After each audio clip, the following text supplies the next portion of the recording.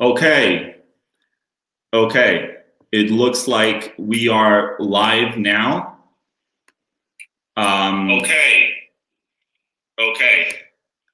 So we are live now. It's 7 p.m. over here, Madrid time.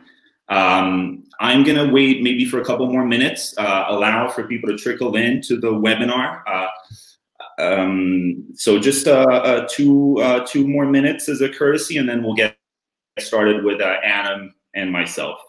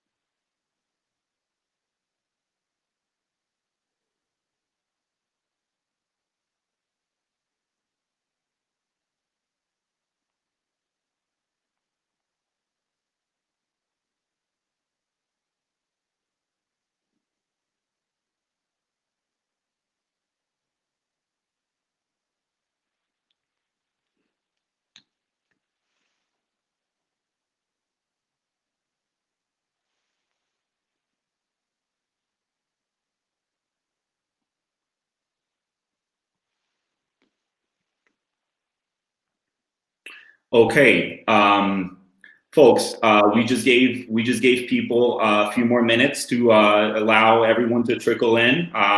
Welcome to the program. My name is Jorge González-Gallarza. I work with Fundación Civismo. We are a free market classical liberal think tank based out of Madrid, Spain. I want to thank Adam Bartha, who is joining us from Budapest. Adam is the director of the European Policy Information Center, although I'll be giving a little more information about Adam in due time. Let me just welcome everyone. Greetings to whoever is tuning into the session already. This session, titled Authoritarianism in Times of Crisis, Examples from Hungary and Spain, is the first in a series of webinars that Civismo is running while we all remain quarantined or in lockdown in our respective cities. And this session is meant to explore the challenge that this COVID pandemic is posing to democracy. So let me just start by outlining in broad terms the question that we'll be asking today, and then just in terms of the structure of the session, I'll be handing over to Adam, who will be getting us started, who will outline his, his vision of things, and with a specific focus on how things are unfolding in Hungary. And then I will, in a way, offer an alternative view, and then we'll turn over to a few questions that I'll be asking in turn. So that's gonna take us about 40 minutes. That's gonna be the first 40 minutes of our session, and then the remaining 20 minutes of the hour will be dedicated to engaging with the audience in the Q&A session. So we look forward to getting questions from the audience, and we welcome everyone for tuning into this Civismo session. And I would also encourage everyone to head over to Civismo's webpage, Twitter, Facebook, all of Civismo's social media presence. Also invite everyone to check out Epicenter, the think tank or the group that Adam heads. So in terms of the question for today's program, COVID-19 has unleashed chaos of many forms. In turn, the global health crisis has given way to concerns about the economy. So we have a health crisis and we have an economic crisis. as people start growing concerned about the recession that keeping people in lockdown is unleashing on the economy. But there's a third dimension of this crisis, which is very concerning to us classical liberals. I'm sure Adam agrees, which is getting far fewer attention from the media and even from the public, and that is the political crisis, the democratic crisis that we are undergoing as a result of this pandemic. And perhaps the main reason why this isn't of such great concern to the public or the media is that this is largely acquiesced by the public. The public is willingly trading off some elements of liberal democracy in exchange for what they see as necessary security measures, right? I mean, think of whoever's watching this webinar, think of you acquiescing, agreeing to staying, locked away at your home because you think that is positive for public health. And I would also argue that in a strict sense, this doesn't necessarily, this retreat of liberal democracy or the retreat of checks and balances on executive power, for instance, these things don't necessarily represent a departure from liberal democracy to the extent that these emergency powers are in most cases encoded in the Constitution.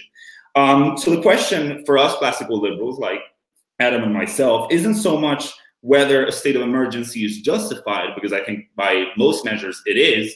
The question becomes, how much power are we willing to give the government to weather the emergency and to get us out of the crisis? And most importantly, how should the exercise of that emergency power be overseen, regulated, monitored? So we're going to be looking at these questions through the lens of two specific cases, two countries with vastly different political cultures, constitutional cultures, run by vastly different political parties, but both countries where these checks and balances on executive power are giving way to, rule by decree, in what both governments are casting as, the ineffective response to the crisis. I want to get us started because I want to very quickly turn over to Adam, who's going to get us started with Hungary's case. But I want to just mention, because when I was doing some research to get ready for this session, I came across a couple of quotes that I hope are going to, set things in context and set a good backdrop for a conversation. The first one comes from Benjamin Franklin. And many people in our audience are already familiar with this quote. It says, those who are ready to give up essential liberties to purchase a little temporary safety deserve neither.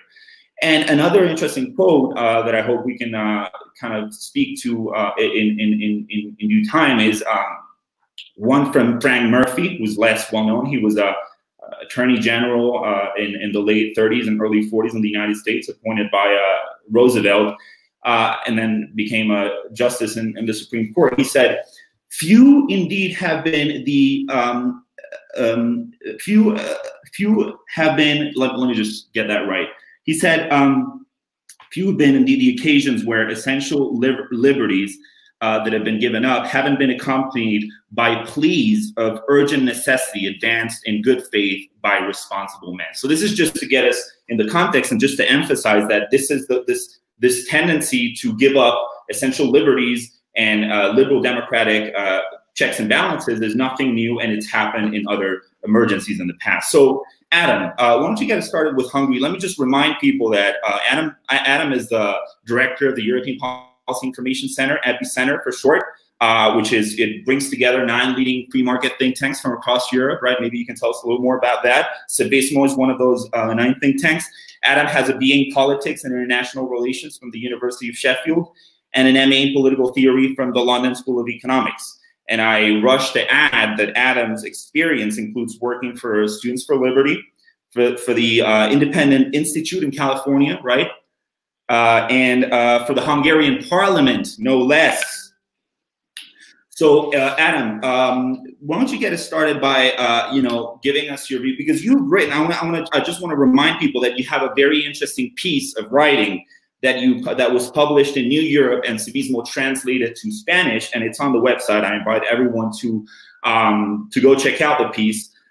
You wrote, and I quote, "In the case of Hungary, that these extraordinary measures would be a worrying sign in a well-functioning democracy as well, but Hungary is very far from being one." under Viktor Orban's premiership, Hungary dropped faster in the Freedom House Index than any other country on the globe besides 7 other countries, a group that includes the likes of Venezuela, Turkey, the Central African Republic, right? So, Adam, why don't you speak to what's going on in Hungary right now with the emergency bill that was passed by Viktor Orban's government, with also some background. Can you set some background in terms of the democratic backsliding that's taken place over the last, maybe say, 10 years in Hungary? Go ahead. Thank you for that kind introduction, Jorge, and it's great to be here. It's a sobering topic for sure. I mean, what you have described, these authoritarian tendencies across the European Union are quite worrying, and Hungary has been in the headlines for the last couple of weeks because these autocratic measures are much more stringent and much more prevalent than in most other European countries. But just before we dive into the details of the current corona crisis and the emergency bill that the Hungarian parliament passed a month ago, I would like to give you a bit of background about Hungary and how the political situation has developed in the last decade. And just an interesting story to give you an idea about how the country functions. I live in the United Kingdom at the moment, and I spend my whole adult life there. But I grew up in Budapest. As you mentioned, I'm Hungarian by origin. And when I started my primary school, I received a book from the then Prime Minister, a free book. I wasn't a special kid, but that was sent to every pupil who just started schooling in Hungary. And that free book back then was from the premier called Viktor Orban. I'm not that young anymore, so that was in 2000, 20 years ago. So Orban had his first premiership between 1998 and 2002, which was a rather usual conservative, occasionally populistic premiership, but nothing out of the ordinary. Some corruption cases here and there, some scandals, but overall, it fitted very much the mainstream European liberal democratic functioning of the country. After 6 years of socialist rule and the financial crisis and the technocratic government, Orban returned to power in 2010. When he returned to power, there was massive frustration going on in the country, obviously partially as a result of the then financial crisis and the incompetent socialist government that mishandled the very early days quite badly. So people were incredibly frustrated, and Orban got a 2/3 majority on their completely legitimate normal elections in the Hungarian parliament. The 2/3 majority in practice means a constitutional majority. So Orban used these newly acquired popularity and power to pass a completely new constitution in 2012. That's a one-party constitution, so no one else in the parliament voted for the new constitution besides Fidesz, which is Viktor Orban's political party. He started a fairly quick slide down on a populistic and fairly authoritarian way. So that was already 10 years ago when this process started. And he implemented wide-ranging changes, both in the economy and in the political institutional system of the country. So from the new constitution to a new media law and to the complete misuse of EU cohesion funds, he managed to continuously increase his power. But not just increase his power, but also increase his popularity. So we had elections in 2010 when he first came into power again. Then 2014, he gained a constitutional majority again. And then 2018, and he gained a constitutional majority again. So it's not like Hungarians aren't turning up and voting for this prime minister. He enjoys popularity in the country for sure. The big question is how he can maintain this popularity. And I guess we're going to dive into the details a bit more later on. But just so you know about the current corona emergency bills and to put it into a comparative analysis with other European countries. This is much more far-reaching and much more worrying than the already worrying legislative bills that have been passed in other European countries. There are three primary reasons why classical liberals and believers in liberal democracies should be worried because of this bill that passed the Hungarian parliament about a month ago. The first one is that it gives indefinite powers for Viktor Orban to rule by decree.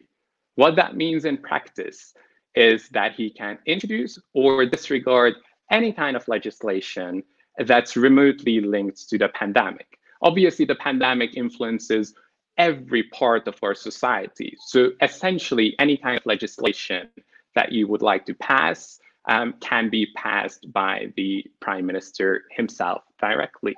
And there is no sunset clause, no time limit introduced. So this might last a couple of months, might last a couple of years, might last longer. We don't know. And the bill also introduced two other very worrying signs. One is about fake news and how the government regards its role in arbitrating the truth. So anyone deemed to spread fake news can be imprisoned for 5 years. If you're criticizing the government for mishandling the virus, the government claims that this is not part of fake news. But for example, if you say that certain hospitals do not have enough equipment to deal with the crisis, and you can prove by statements from doctors that it doesn't, but somehow the government manages to prove the contrary because they might have delivered something there in the last couple of hours, then that would count as fake news. And that would count as the distortion of facts, and you could be imprisoned with 5 years. Similar measures apply to anyone who disrespects quarantine orders. So the lockdown in Hungary is rather relaxed compared to other European countries, I have to say. But if you're not respecting those rather relaxed lockdown orders, and if your actions can be linked to someone's death, then you can be imprisoned for 8 years. So these are rather worrying signs that are going on in Hungary. And as I said in the piece that you quoted, these are very worrying tendencies in any kind of liberal democracy. But we can look back at the last 10 years and see how Viktor Orban handled his powers. So I think we have much more reasons to worry about these indefinite powers in Hungary than in many other European countries. Fascinating. Well, thank you so much, Adam. This was a really useful kind of background to start our conversation specifically about the question of democracy in times of coronavirus. I want, if you don't mind me, I want to go a little deeper because I think our audience will be very interested. It's very useful to know that this emergency bill is just the latest in a long series of power grabs by Orban's government, and that by no means is this a novelty in Hungary's recent history. That there's been democratic backsliding for a number of years, and I want to ask you specifically about the bill. There's a couple of things that are really concerning. Is there any? I mean, I guess I assume that the government is probably advertising the bill as one way, and if you go and look at the fine print, it may be something entirely different. I wonder, what is the average Hungarian's understanding right now, for instance, in terms of the press freedoms? How are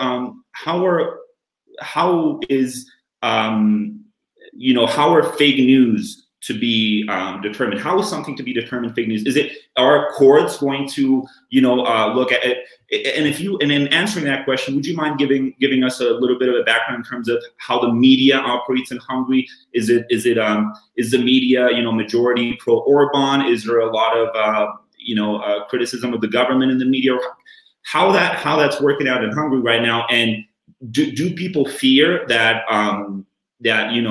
independent coverage of Orban's management of the crisis is going to get muffled by the courts? Do you fear that justices, jurists in courts are going to seize on negative coverage of what the government is doing and essentially silence speech or silence information. Are you worried that that's going to happen? I think you completely hit the nail on the head. Determining what counts as fake news is incredibly difficult, right?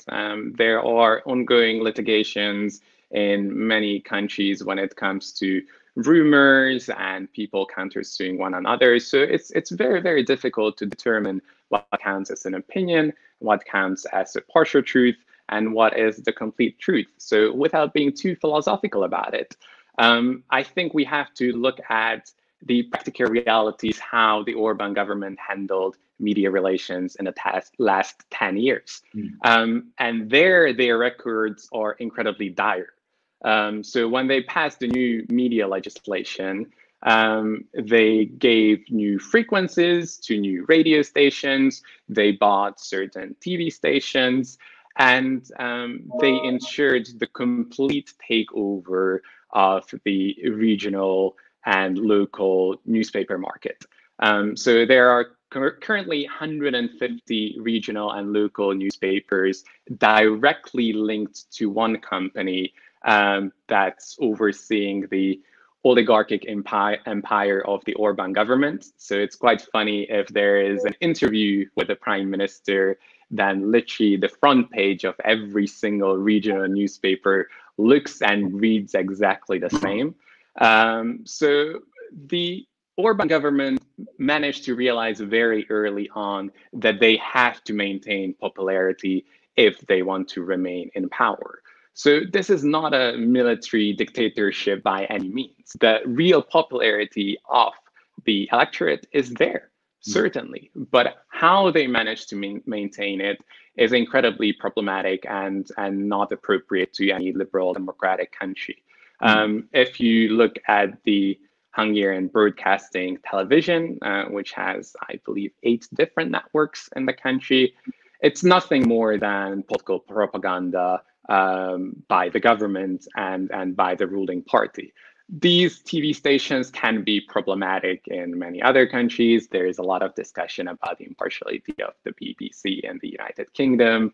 I know of Italian and other Southern European examples as well, where TV stations linked or financed by the government can be problematic. But the Hungarian one is fairly exceptional, that it doesn't even pretend to be neutral. It's just that does hit pieces on anyone who criticizes the government, whether they are academics, whether they are opposition party leaders, whether it's the European Union or other international organizations.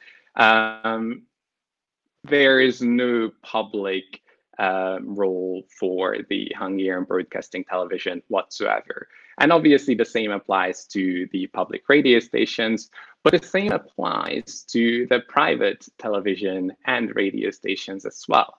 I would estimate that there is 5–10% opposition leaning media outlets, mostly online, rather small outlets. And they are able to function under the current circumstances. Obviously, they have to raise their own money and income, unlike the government or oligarch-owned stations that are just financed by the endless pot of state budget.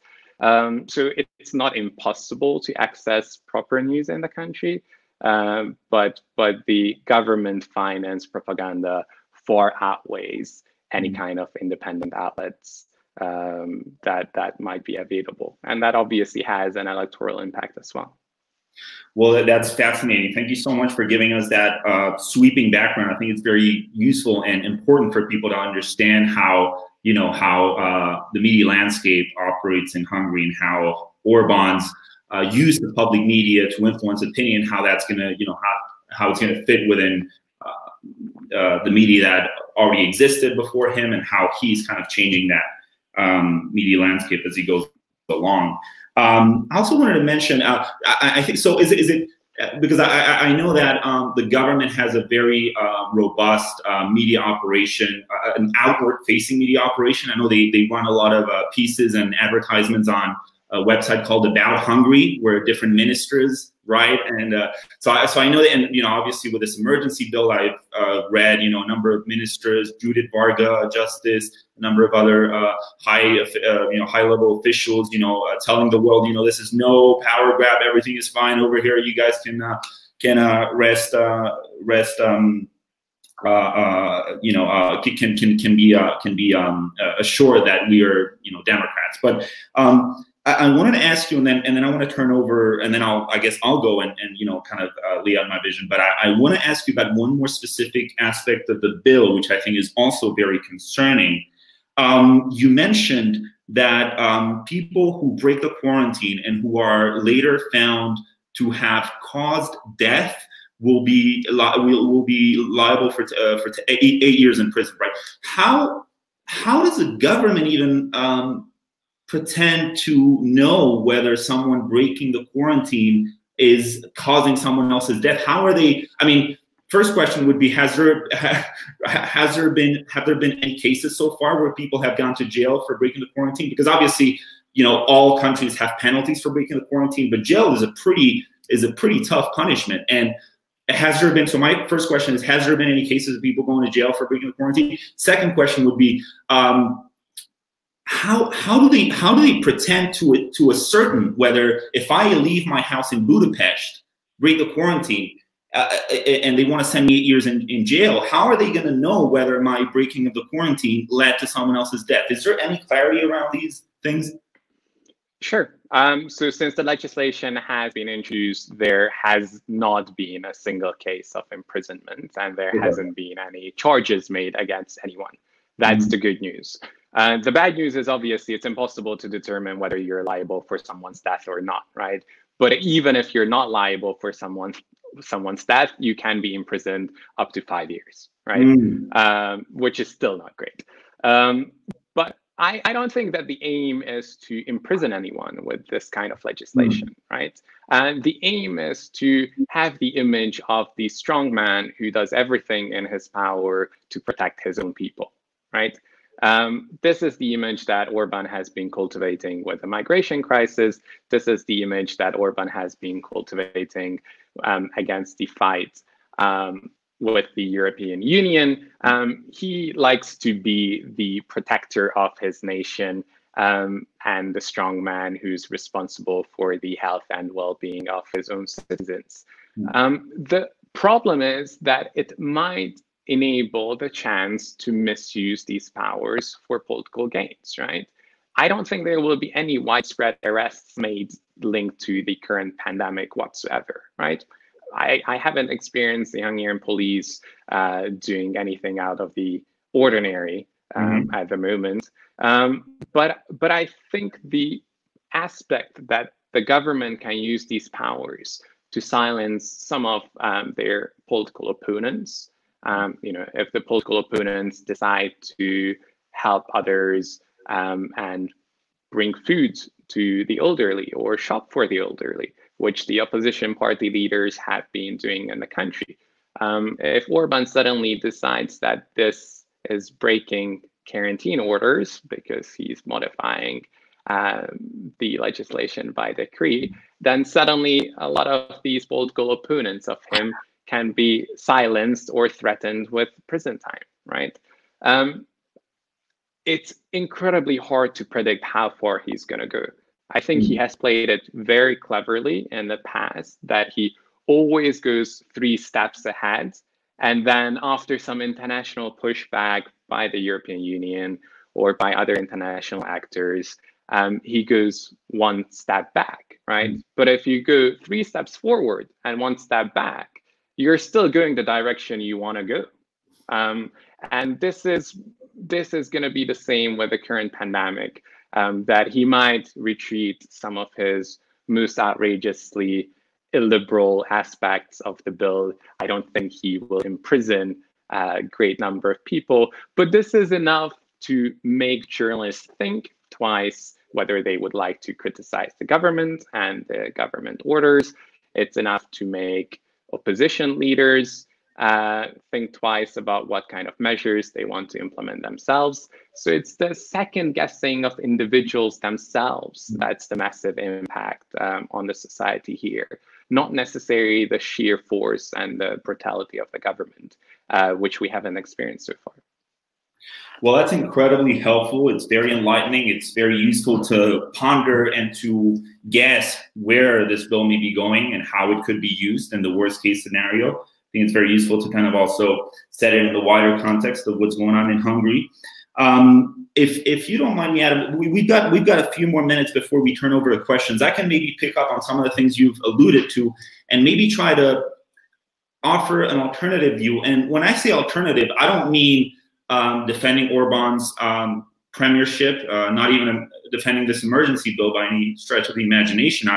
I'll make those things clear in a second. But what I do want to do is try to offer our audience maybe hints or elements of why people in Hungary are abroad, because like you and I have discussed previously, there's also a number of conservatives elsewhere outside of Hungary, people in the United States, for instance, who support President Donald Trump and who see Viktor Orban as some sort of a bulwark against the liberal establishment and someone who's defending Christian Western civilization, who's staking a very conservative line, and he's essentially pursuing the same agenda, the same conservative agenda that Donald Trump is pursuing in the United States. So you have those views, and you've got people who are ready to rationalize what Orban is doing. So, but I don't want to rationalize it as much as maybe poke holes or try to find maybe some weaknesses in the way that the media has covered the emergency bill, maybe the wider, Viktor Orban's wider premiership.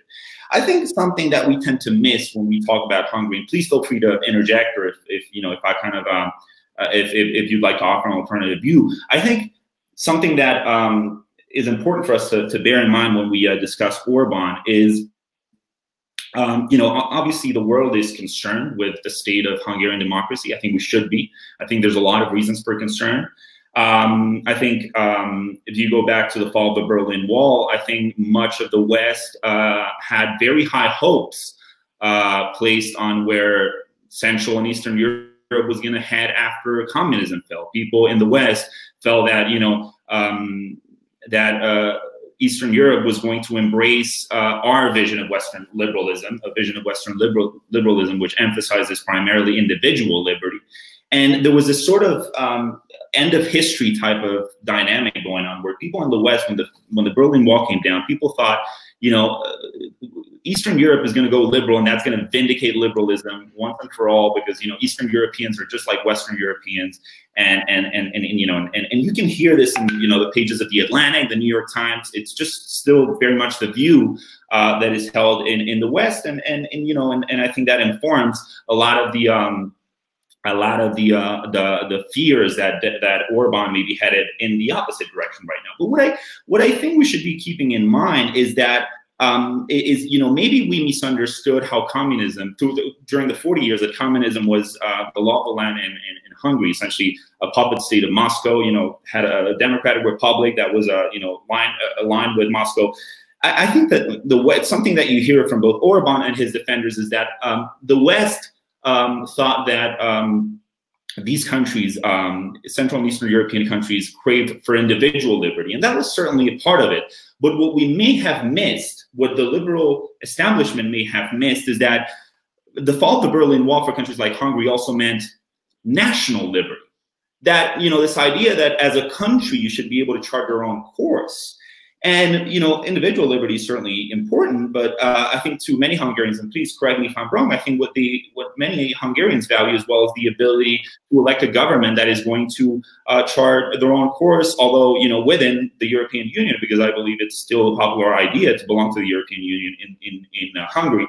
But I think Orban, one of the main pillars of his popularity is this idea that he's a leader of a free nation, which after 40 years of communism is charting a course for a free Hungary. And anyway, I think that's sort of a misunderstanding, which should help us kind of understand how Orban has, interacted interacted with the EU. He's casting a very pro-sovereignty line. You know, Hungary should be able to control its borders. Hungary should be able to pass whatever higher education law we want, because this is what the people want.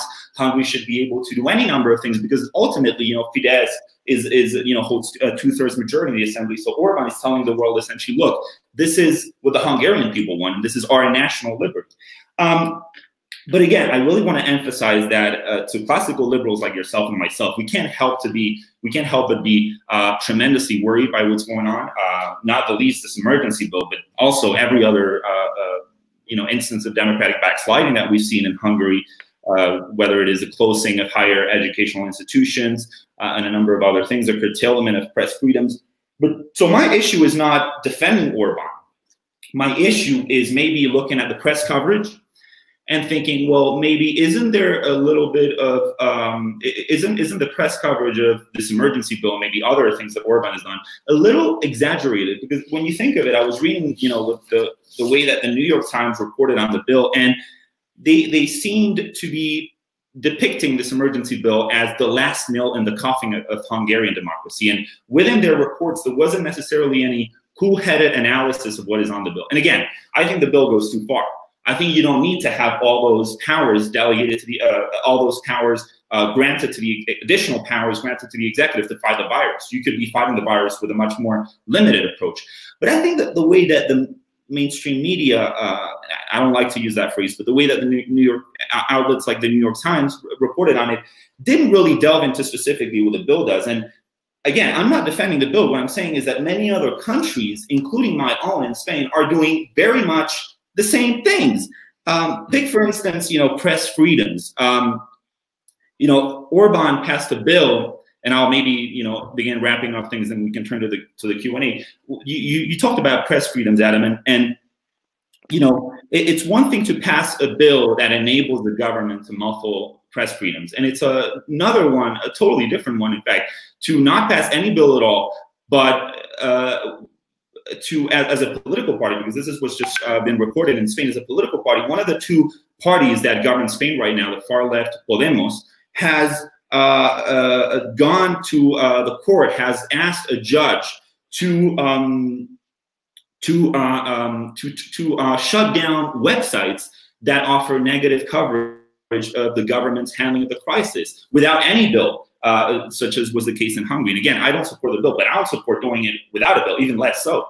So I think that there's a wider tendency, which straddles both illiberal democracies like Hungary seemingly turning into, and liberal democracies like Spain, which everyone assumes is a liberal democracy. There's a wider tendency. To give away, checks and balances. There's a wider tendency to give away essential freedoms. And as concerned as I am, and as you and I are with what's going on in Hungary, I think we should be setting it in the wider context of what's going on in a number of countries. And Spain is one of them. I'm certainly very concerned with what's going on with press freedoms in Spain. I don't like what our government is doing. Maybe we can. I just got word from our organizers that there isn't so far any questions from the audience. Well, maybe that's because we haven't opened up for questions from the audience yet. But Adam, do you have any reaction to that sort of is there anything where you'd like to react? Maybe what would you, let me ask you this, and maybe you can go off on whatever you think is interesting, but what would you tell a Fidesz voter who tells you, Adam, I respect your views, but these are the majority views of the Hungarian people, 2/3 of Hungary, or however much Fidesz got at the last election. This is what Hungary thinks, and we should, the Hungarian people should be free to govern themselves the way they want. Because, how would you respond to that? Because as classical liberals, our case should be, we need to, of course, self-rule is very important, but we should have minimum guarantees that the minorities aren't going to be trampled, that you're going to have a minimum level of freedoms, whether it be press freedoms or So how would you dialogue with someone who is staunchly defending Viktor Orban right now? Well, I think it's good to emphasize that it's not beneficial to live in a society that's run by the dictatorship of the majority, right? I would try to ask the person to imagine them living under a socialist government or the previous socialist government in 2008, for example, and that socialist prime minister having the same powers over the media landscape, over the economy, over the individual lives of their citizens. Imagine if that socialist prime minister, who you dislike as a Fidesz voter, had the same powers as Viktor Orban today. How would you feel about it? And I think they would feel incredibly nervous and fearful, and rightly so. And this is how the minority in the country at the moment also feels, that anything can happen to them as long as the vast majority of the country is standing with Orban. But I think it's also worth to dive into Orban's popularity, and certainly taking over the media landscape is one important aspect of it. Taking over the economic landscape is also an important aspect, and I would like to emphasize that this is only possible through the EU cohesion money, basically Western taxpayers subsidizing the oligarchic system of the Orban government. I'm pretty sure that without that significant inflow of money, the government wouldn't have been able to maintain its current popularity. I dare to say, I think they would have lost the elections in 2014. So the role of the European Union when it comes to enabling these autocratic governments to function is unquestionable. And I think that's an incredibly sad story. It's not the role of the EU to foster regime change, right? It's not the role of the EU to say which political party governs Hungary, and if someone who they don't like is in charge, then just chuck out a country. But I think if empirical evidence has proven that a rather autocratic system wouldn't be able to exist without the financial support of the European Union, then we need to question what kind of role the EU plays in maintaining liberal democracies amongst themselves. And you tapped into a very important and interesting aspect of the Orban government.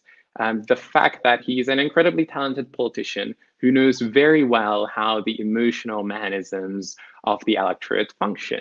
And I think it's certainly true that after 45 years of communism and a lot of oppressed national sentiments, people like the idea of sovereignty. They like the idea that a small, tiny nation that has been in a great number of wars and that has been surrounded by countries whose language and culture is vastly different to Hungarian is still around and exists after 1,000 years. Against all odds, we're still here. I think this national sentiment is fairly important for a lot of people in the country.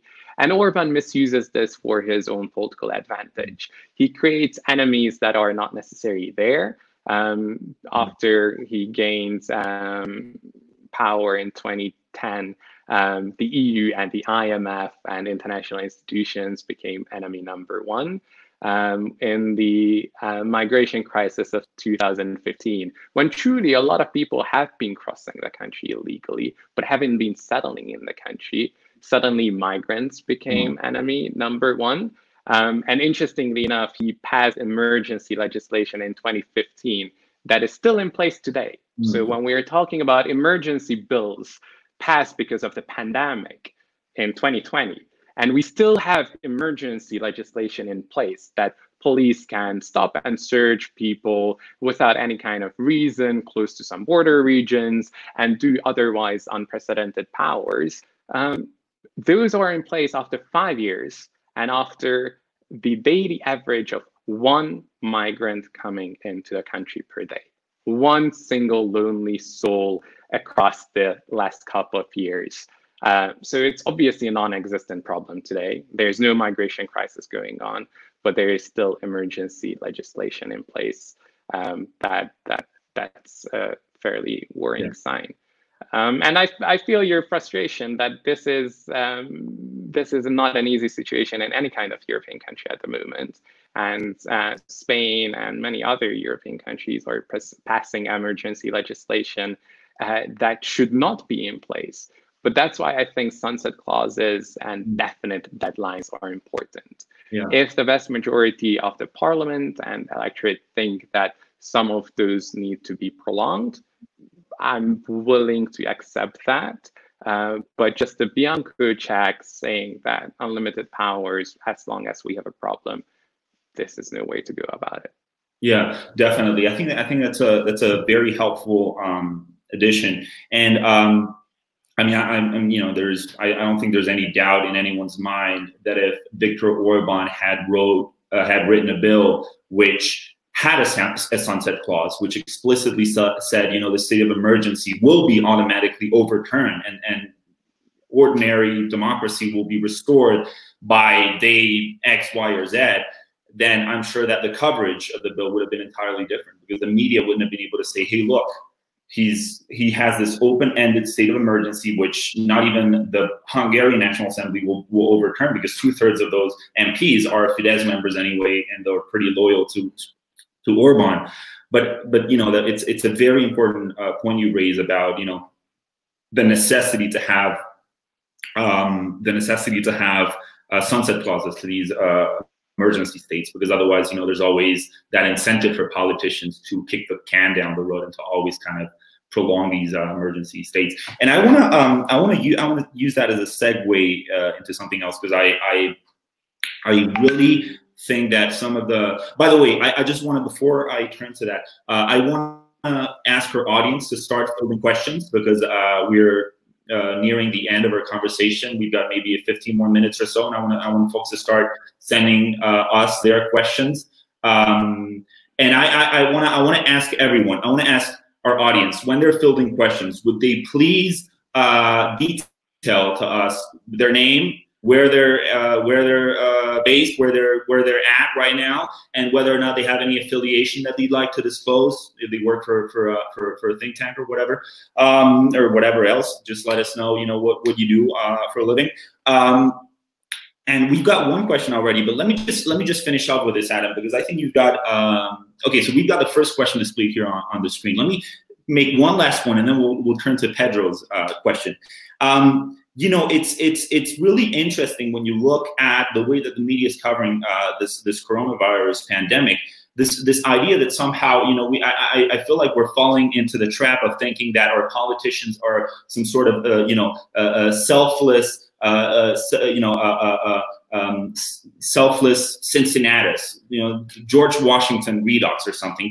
This idea that politicians are, governing us without any particular self-interest, and it's, I would argue quite the opposite is true, because you see that in a state of emergency like this, even in a state of emergency where the population is asking of them that they protect us, they are thinking about the next election. There's no such thing as a selfless politician when you think of the way that press freedoms are being curtailed. And I want to use your Hungary's example, Adam, which you described to us, and Spain's example. In Spain, my sense, my gut feeling is that the reason that Podemos is looking to curtail press freedoms in Spain is because they know that their electoral fate, whether or not they get to stay in power after the pandemic, relies primarily on how the public views their management of the crisis. So they don't want any negative coverage. It's not that that doesn't necessarily make them, Hugo Chavez, but it does make them, rather self-interested politicians, and all politicians are self-interested. And I think we should keep that in mind as we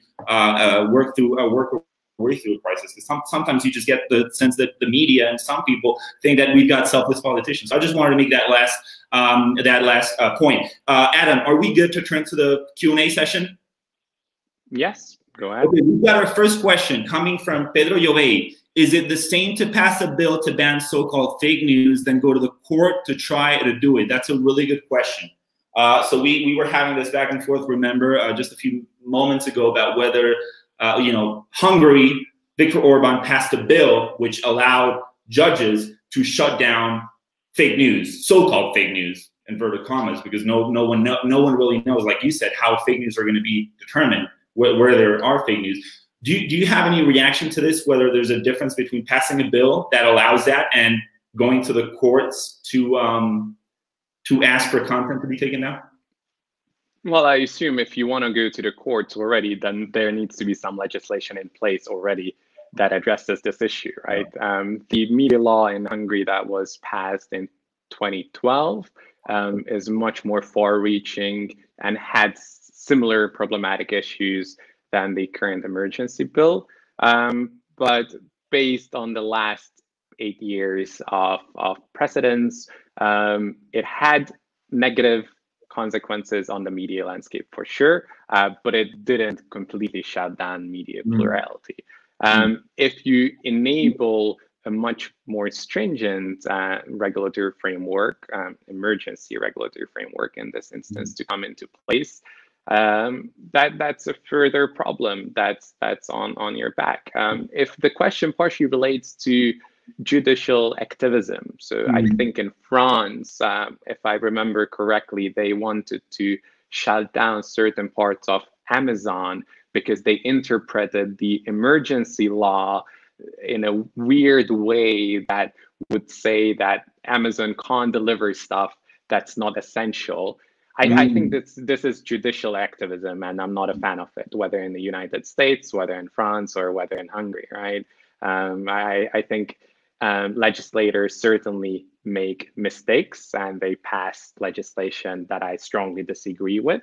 But nevertheless, the independent judiciary should aim to uphold the legislation in place and not necessarily go out of their way to interpret it in a way that creates strange results, like the Amazon example in France. At the moment, we're not here yet in Hungary. I would like to say that it's only the Constitutional Court that's currently functioning. The smaller courts are partially or fully shut down, so they're not even taking cases that have been in the pipeline. So this legislation really impacts self-censorship, not actual censorship. And that's very hard to measure, right? It's very hard to measure how a different kind of legislative framework would impact independent journalists and individuals in the country. But it's certainly the case that besides a handful of independent journalists, people prefer not to express political opinions in the public. If you're a small entrepreneur in the country whose livelihood partially might depend on the government, because if the tax authorities raid your offices, confiscate your computers, and shut you down essentially for a month, which has happened and is happening in the country, and then don't charge you with anything, you're still bankrupt, right? So you don't want to be on the bad side of the government, let's put it that way. And if you end up on the bad side, tough life. So these legislations are problematic, not necessarily because of the direct legal aspect, how it's handled in court, but because how it modifies the behavior of people in advance to any judicial cases.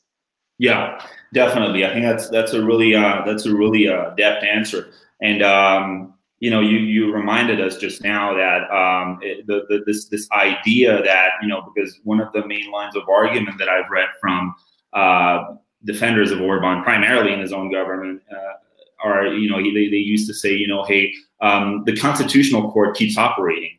And when you have a government that's been in power for so long, has had so many years to appoint friendly judges, which every government does, and every democracy does it. I mean, you look at the effect that Donald Trump is having on the American judiciary. It's pretty much similar to Orban's, although much more limited in time. But, you know, the fact that you have a constitutional court, which, albeit is still operating, is very much packed with Orban-friendly jurists. That doesn't sound to you, Adam, much of a reassurance, does it? So thanks for pointing that out in terms of the constitutional court. I think you also made a really important point here in terms of you know, it's really hard.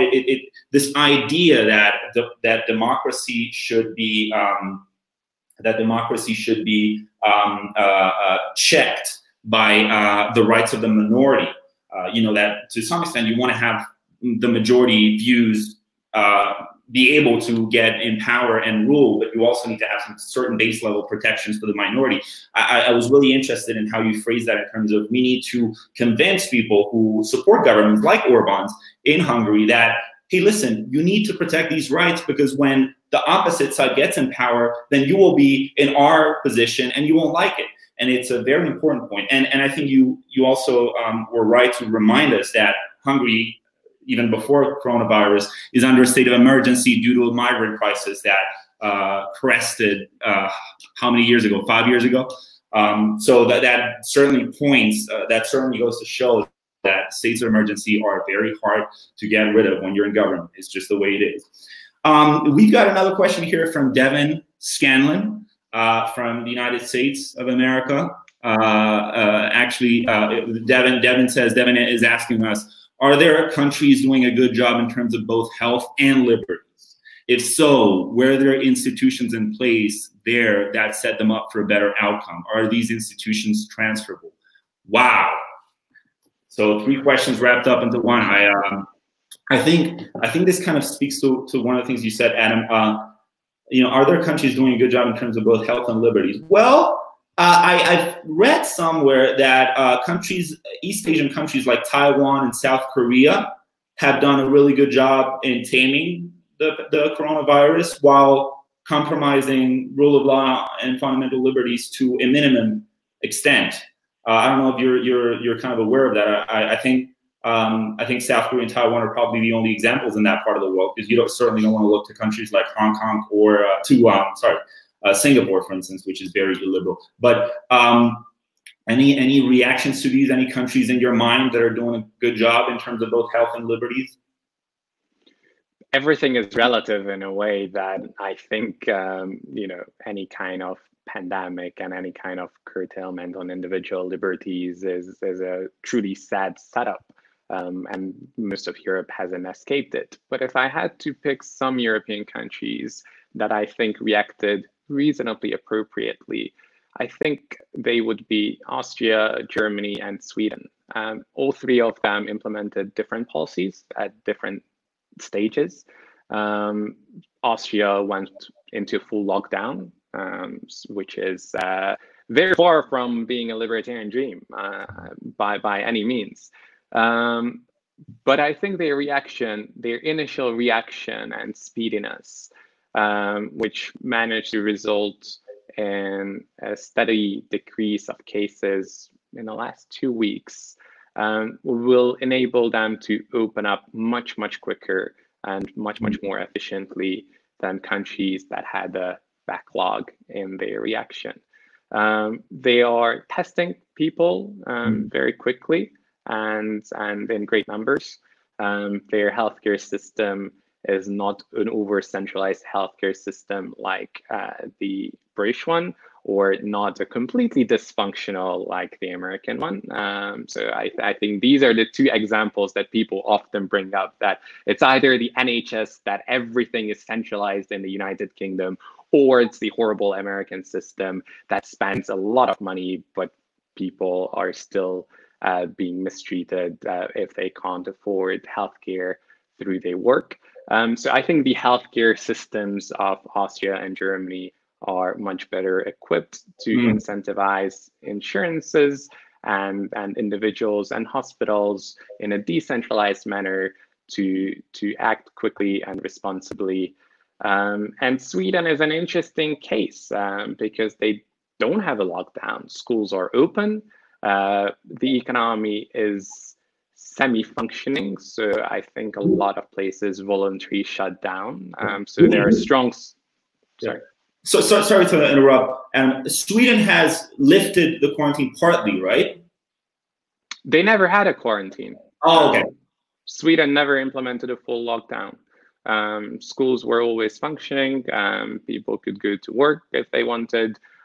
Even some of the cafes were open. So it was much rather based on social norms instead of government legislation. That I know of Swedish people who haven't been going to work for over a month. They have implemented home office. They don't have to, but they wanted to act responsibly and said, all right, we're not essentially bound to our office, why bother going in if we can be 80 or 90% just as efficient from working back home? So I think the social norms in Sweden definitely helped to mitigate the crisis, but similar sized countries in similar regions have much fewer cases than Sweden, right? So there is a price and there is a trade-off, and it's very, very hard to measure whether what the exact trade-offs are. In the long term, a long-lasting economic shutdown might be a lot worse than a semi-shutdown in Sweden or a voluntary shutdown in Sweden. So I don't pretend to know the answers, but I think these three countries have acted rather responsibly and fast, and I think they're going to come out of the situation better than many others. Wonderful. Thanks for enlightening us on those examples. They certainly point to more to rosier instances of using governmental force to tackle a public health crisis. Very interesting examples indeed. I wanna ask our organizers because we're nearing the end of our conversation. I want to ask our organizers whether there are any new questions, and if they could put them up on the screen, and if not, just give us a sign of when we're ready to wrap up, because we're nearing the end of our conversation. I did want to just piggyback on just what you said, because we've got one more question, and I'll turn to that. I want to segue from what the balance you seem to strike here, Adam, between health and liberties, because Devin is asking, how, we obviously, when faced with a pandemic, we want to protect health, and we want that to entail a minimum affront to liberties. And I think you're very right to mention that there's another variable in that function, which is social norms. And sometimes, if you've got the right social norms, if you've got people who are, civic-minded, people who have a worldview which emphasizes, I have a responsibility to protect public health through my own actions and through staying at home. If you've got that kind of social norms and that kind of culture, then that's surely going to set you up for a healthier response to the crisis. We've got one more question. Adam, I'm going to turn to this question now, which comes to us from Juan Martinez. And then I'm going to ask again our organizers to give us a sign whenever we are ready to wrap up, because we're slightly over time. It is 2 minutes past 8. So just let us know, the organizers let us know when we're ready to wrap up. But I will give this last question room. Juan Martinez asks, from Spain, what do you think of from Spain, what do you think of the president of Belarus? I think Juan Martinez is asking a very, very precise question here. Any specific? Very specific. Sure. Well, I actually visited Minsk. I think roughly 8 years ago, maybe even more. Well, Lukashenko is autocrat by any means, who has been ruling with a fairly iron fist in his country for the last 2 decades, right? I can only hope that Hungary is in a very different path than Belarus. I don't think that they have handled the pandemic particularly well. I think it's the only country in Europe that did not implement any kind of lockdown or any kind of mitigation process, and they have the fastest growing cases in the whole of Europe. So I don't think that they are a good example to follow. And I hope that Hungary is not going to follow the path of Belarus in any kind of way. Thank you very much. I think that's very useful, Adam, because it reminds us that, and I think this kind of buttresses my case in terms of casting a relative light on Orban's emergency bill, because as much as concerning as the bill is in itself, we've got to keep in mind that other countries are going in the same direction, although maybe not to the same extent, but certainly heading in the same direction. And many of those countries are neighbors to the east of Hungary, and Belarus, like you said, is going in a similar direction. And I think so is Bulgaria. I think has face some tough coverage of the way they're dealing with the crisis, and certainly other countries. And you know, we've got another question, Gaspare Spontini, who is asking us, and maybe this one is for you, Adam, because he's asking about the UK. He says, why did people criticize the UK for not shutting down while Sweden is being praised for keeping the country open? I guess what he's getting into is, you know, when Boris Johnson came out with his plan for herd immunity, essentially, you know, telling the people, you know, we're not going to need to put the country in lockdown, because if we allow everyone to go about as normal, then people will get herd immunized. And I guess the question is about, you know, well, Sweden now is reopening the country and it's being praised for doing so, if I understand the question correctly, while Boris Johnson, when he argued for the same a few weeks ago, he was vilified. Do you have any thoughts on this? I think a lot of people are critical in Sweden, including people in Sweden. So this is by far from being a settled issue that Sweden has had the right policies in place and everyone should have copied them. I think the same debates were happening in the United Kingdom, although it's worth to bear in mind that it's very, very hard to compare countries like to like, right? The healthcare system of Sweden is incredibly different. The density of the population is incredibly different. The social norms are incredibly different, and the political culture and leadership is incredibly different as well.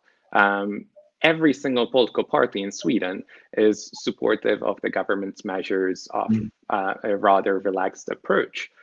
This has not been the case in the United Kingdom. So I think if you're going for a bold approach, you have to have a very wide societal support behind you in order for some of those measures to work. And this simply wasn't there in the United Kingdom. I think the NHS is not necessarily a system that should be copied by other European countries. So it's an overly centralized system. The healthcare workers are doing a tremendously fantastic job in the UK under very, very difficult circumstances. So maybe that's possible in Sweden with the institutional background that they have is not possible in the United Kingdom. The healthcare capacity of countries is vastly different. So I'm not sure whether Sweden made the right call. I'm not sure whether the United Kingdom made the right call. I hope that there will be enough time and data gathered so we can better prepare for these future pandemics and endeavors. But at the moment, it's very hard to say. I think both are paying the economic price, both are paying the price in individual lives. And this is not going to end anytime soon. The important thing is that we try to compare like to like the healthcare aspect, the pandemic kind of policies that were put in place, and we try to learn from these going forward and be better prepared for the next pandemic that is eventually going to come. Definitely, apples and oranges. I like that. It's very hard to draw comparisons. Although one thing I do take away from our conversation here today is that we should be mindful that however much we fret about governments going illiberal in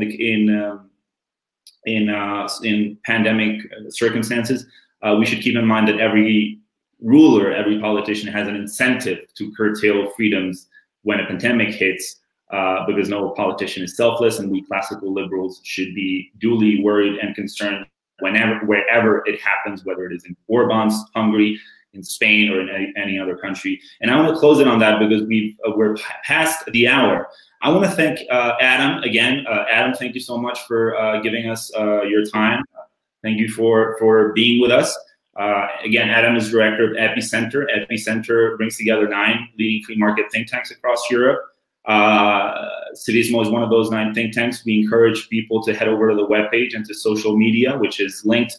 Well, not linked, but you've got a banner here on the bottom of the screen where you can check us out on our various presence on social media. But again, thank you so much, Adam.